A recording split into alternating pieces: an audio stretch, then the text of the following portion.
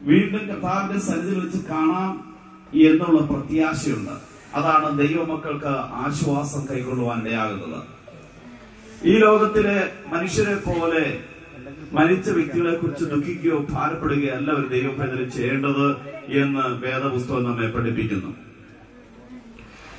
കാരണം ദൈവത്തിൽ ആശ്രയിച്ച് ജീവിക്കുന്ന ഒരു വ്യക്തി ലോകം വിട്ട് കടന്നു പോകുമ്പോൾ ആ വ്യക്തി ആയിരിക്കുന്ന സന്തോഷം നമുക്ക് പറഞ്ഞു തീർക്കുവാൻ സാധിക്കത്തില്ല. എന്നാൽ വേർപാട് ദുഃഖം ഉളവാക്കുന്നത് കൊണ്ട് നമുക്കെല്ലാം ദുഃഖവും ഭാരമുണ്ട്.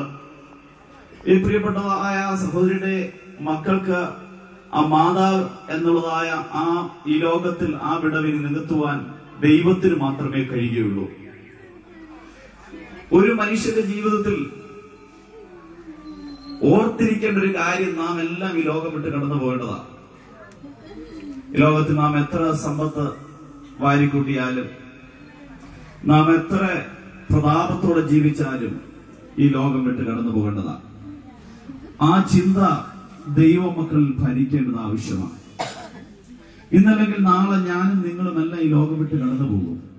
പക്ഷേ നാം തീരുമാനിക്കേണ്ടത് ഈ ലോകം വിട്ട് കടന്നു പോകുമ്പോൾ എങ്ങോട്ട് എന്നുള്ളതായ ഒരു ചിന്ത നമ്മളെ ഭരിക്കേണ്ടതാണ്.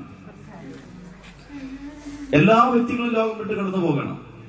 നാം ഓരോരുത്തരും കടന്നു പോയേ മതിയാകുള്ളൂ, ഇന്നല്ലെങ്കിൽ നാളെ.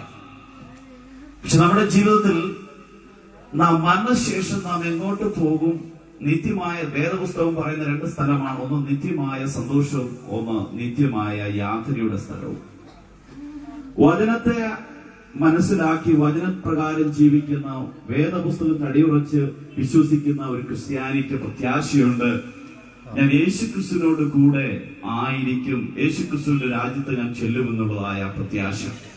അതുകൊണ്ടാണ് ദൈവമക്കൾ തങ്ങളുടെ പ്രിയപ്പെട്ടവർ, ഉറ്റവരും ഉടയവരും പോകുമ്പോൾ ദുഃഖവും ഭാരമുണ്ടെങ്കിലും ഹൃദയത്തിൽ പ്രത്യാശയുണ്ട്, കാണാമെന്നുള്ളതായ പ്രത്യാശ.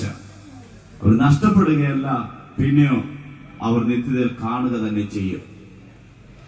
ആ ഒരു പ്രത്യാശ നമ്മുടെ ജീവിതത്തിൽ നമുക്കുണ്ടാകുമ്പോൾ വേദനകളെ നമുക്ക് മറക്കുവാൻ കഴിയും, നിരാശകളെ മറക്കുവാൻ കഴിയും. ആ വിടവുകൾ നമുക്ക്